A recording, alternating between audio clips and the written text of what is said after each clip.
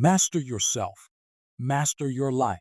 Life is shaped by the habits you create. Create discipline to bridge the gap between goals and accomplishment. Accomplishment comes from being your own best leader. Leader your mind, and you'll unlock your true potential. Potential is realized when you manage your time effectively. Effectively controlling your actions leads to self-control. Self-control is the key to unlocking freedom.